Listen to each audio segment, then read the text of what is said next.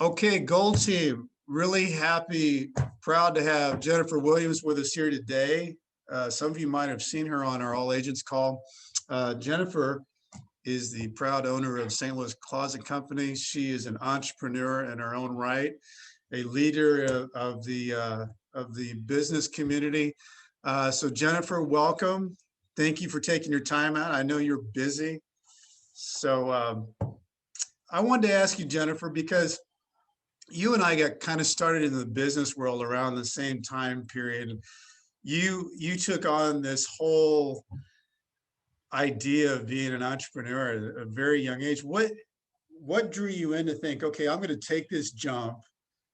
I'm going to go into the closet business. What drew you into two things, taking the jump, and then what drew you to say, I need to conquer the closet world?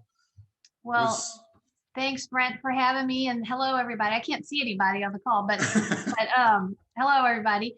Um, I grew up in an entrepreneurial family. My grandparents owned a grocery store in Des Peres. yeah, It was called Shinzi's Market. It was right next door to the Village Bar. I'm sure a lot of you know where I the know Village the Bar Village is. Bar. Love the Um, cheeseburgers. my grandparents were entrepreneurs. My parents were entrepreneurs. They owned a manufacturer's rep firm. And one of their very first products that they repped when I was very little was Apple Computer. Ah, So I grew up in a family of entrepreneurs. And I think when you grow up around entrepreneurs, it just becomes something that's sort of second nature. You're not afraid to do it. And I was young. I was 25 years old. I was at graduate school at St. Louis University, and I was waiting tables at 3 different restaurants, supporting myself.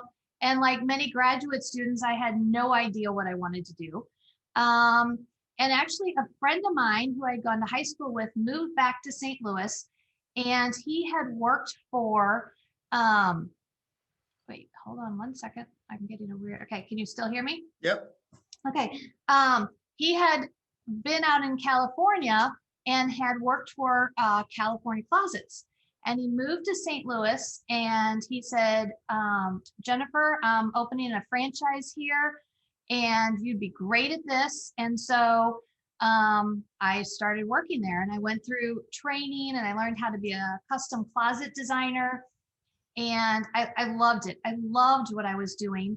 And I was still going to graduate school and still had 3 waitressing jobs. And I just decided that this was something that I loved so much. I was always a very organized kid. I loved organization. And I saw very quickly that organizing people's lives really, really made them happy. It Mhm. wasn't like if you have to go buy a new hot water heater, you're just sort of like, oh, okay. But this is something that people, it truly changes their lives. And once you Yeah. get organized, whether it's your closet, your laundry room, your pantry, you really are a happier, less stressed person. Yeah. And so I quit working for that closet company. I dropped out of graduate school. I quit 2 of my 3 waitressing jobs just in case I still needed some money. And I wrote a business plan. I attended a class at the Small Business Administration on how to open a business. And I started knocking on doors at area banks and got a loan. It took me a long time to get a loan. I was a young girl with no collateral. Mhm. And finally, it was Boatman's Bank. I Al remember Jonigan, Bowman's Bank. Yeah. Al Jonigan from Boatman's Bank had me come in the day before Thanksgiving and he listened to my plan and he said, Jennifer, he said, this is one of the best plans I've heard. I'm going to give you $25,000. And I was like, awesome. And that's how I got started. So Well, it's I got to pretty tell you, great. Jennifer, that I wanted you to share that story because so many people, I know this is a real estate call, but so many people can get stuck and say, they have this potential, they have this idea. And I think so much of that is just doing it, just taking it step by step by step and keeping with it because you will fall down. That old Chinese proverb, fall down 7 times, get up 8. The reason why you get up 8 times is you have a plan. And I just think that's such a great story about, you were working. And by the way, Mark Cuban says being a bartender or a waitress will make you be what you need to be in life, because there's so many different facets of that, customer service, business relations, all the different things that come with that. But I love your story because you just jumped out and started swimming. And that's really, when you're an entrepreneur, you have to do that, because you have to be willing to take the risk and see what happens. Well, you have to be willing to take the risk, and you have to also, sort of know that failure is a possibility. Part of the deal. 9 out of 10 small businesses fail within their first year. Right. But this is why I talk to a lot of college students and even high school students about entrepreneurship, because when you're young, that is like sort of the best time in your life to take these risks. Yep. And, I wasn't married, I didn't have children, I didn't have a house. So not that I just sort of went into it willy-nilly, but I was like, okay, if this doesn't work, I'm going to be okay. And I think the older we get, like I look at my life now and I don't know if I would take the same risk today We as get I more did risk 30 years ago. Yeah. Exactly. So, start young and, keep trying. Yeah. Well, and the other thing, Jennifer, you did have a legitimate business plan. You just had to get to the right person who said, you know what, I really like this plan. This is a really good plan. So well, 30 years ago in St. Louis, custom closets were a novelty. It was very, very new. They were on the West Coast, East Coast. And there was 2 other companies here in St. Louis doing custom closets, but it was still very, very new. And probably the first 10 years I was in business, when someone would say, what do you do? And I'd say, I own St. Louis Closet Company. They would follow up with, well, what's that? Yeah. What do you do? People didn't understand. What is that? Now I think with all of the home organizing shows on TV, the Home Edit, which is a really exciting show people are watching. And so many people have custom closets and understand the benefits of being organized. Well, and I know that's not the only thing you do with closets, because you've got a really nice, it's like a book. You have people who drop things off at our office. Everybody's like, wow, that's really nice. That's actually sitting right here for all of you that have been talking about. That's just really well done. But I'm sure you're getting people now with home offices that have been stuck at home. They're trying to figure out, should that be that room there, or should it be a home office? I know those mud rooms with kids is a big deal. All the kids coming and hanging up their stuff and their boots and their muddy shoes and all that.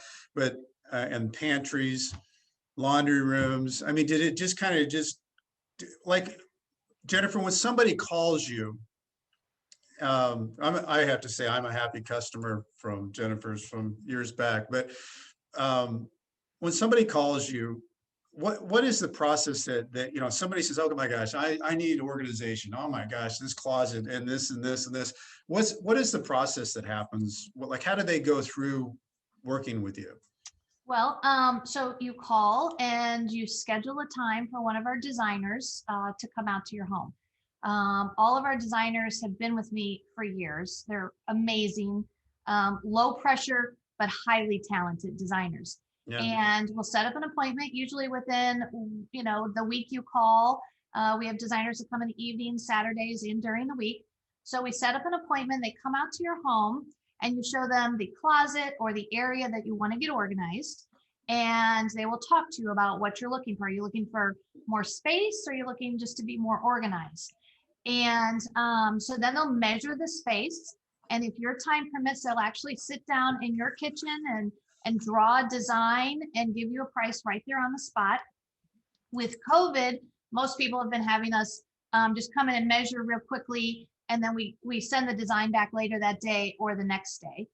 And so then once you get your design, we really, really like to invite our clients to come into the showroom so that they can see, the different options, the different colors, the different hardware. And then once you decide to purchase the closet, we manufacture everything right here in Maplewood. We have a 30,000 square foot showroom manufacturing plant. So everything is totally, totally custom for your space. And then we come out and we install it. All of our installations are in one day or less. Most of them are about, half a day to 3/4 of a day. That's Um, impressive. Now, if you have an entire home, let's say we're coming in and we're doing, 15 or 20 different closets and everything, it may be a multi-day installation. Once Yeah. again, especially right now during COVID, we're really trying to only send one installer into homes unless you have a home big enough or spaces that they can spread out. Hmm. Um, and that's it. So, uh, kind of what makes us a little bit different from our competitors is our design services are 100% free, and we give you the designs. We don't charge for the designs. There's no obligation.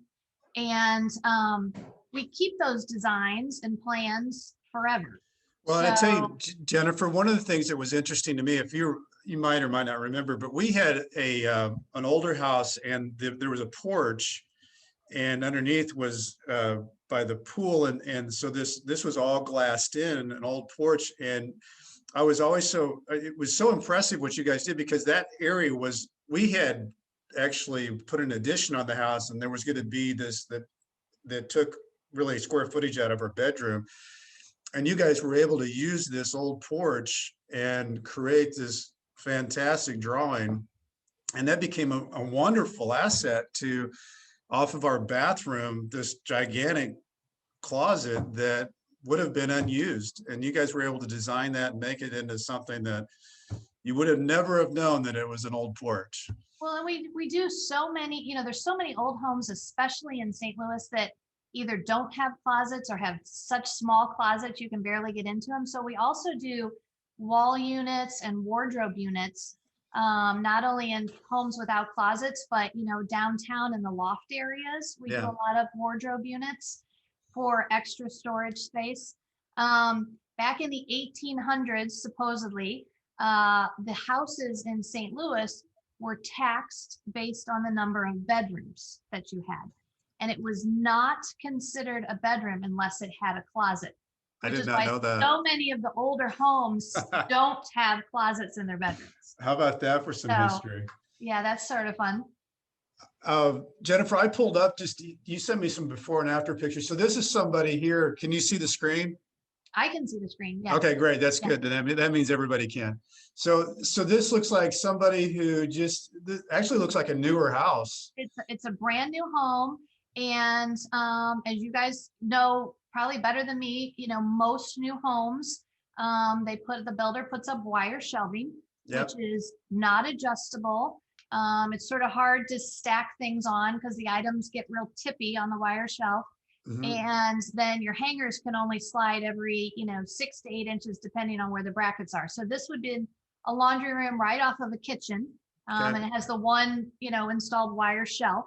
Right. I'm going to click to the next one here. That's Okay. the after. Wow. Yeah, and there's the after.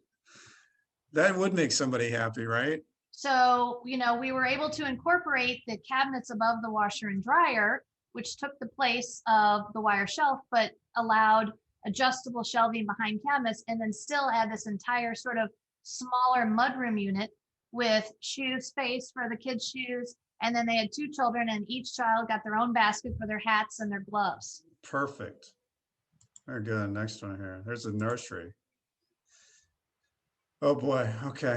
This is once again, this is an older home, Mhm. and you can see that it had old bifold doors. It even had like sliding doors across the top.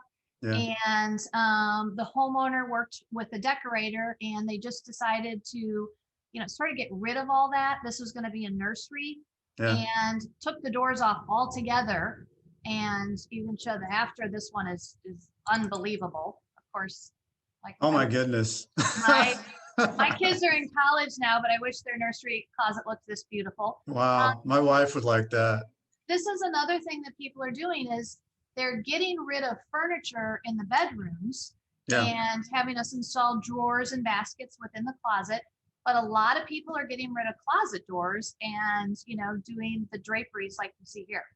And everything with our systems is 100% adjustable, which we found out on Tuesday when Right. Mona brought up her question. Right, exactly. But especially for little kids, you can see those little tiny clothes. Like that little boy is going to grow up really fast, and his Mhm. clothes won't fit in there. So we can come back in later, probably when he turns 4 or 5, and adjust those rods and make this closet work for, a full grown adult. Perfect. That's really something. That's a total transformation. Okay. So this is just, your typical bedroom. They had an open wall, they had a dresser there. But this was like a teenage boy, and the mom wanted to have, shelves for his models, his stuff, and the dresser just wasn't sort of really working. They had like a kind of, I think it was like maybe an IKEA shelving unit next to a dresser, and she just wasn't happy with sort of the storage space. So we Okay. came in and built this wall unit, which served Wow. as both a dresser, but also, the adjustable shelves on top for his aquarium and his models and his toys. And, You know what else is really cool, Jennifer, about what you guys do is that it's like a truly a built-in furniture unit that looks like nice furniture. It's that what I think is so impressive about what you do is you not just organize it, but it has a very finished look to it. Very classy.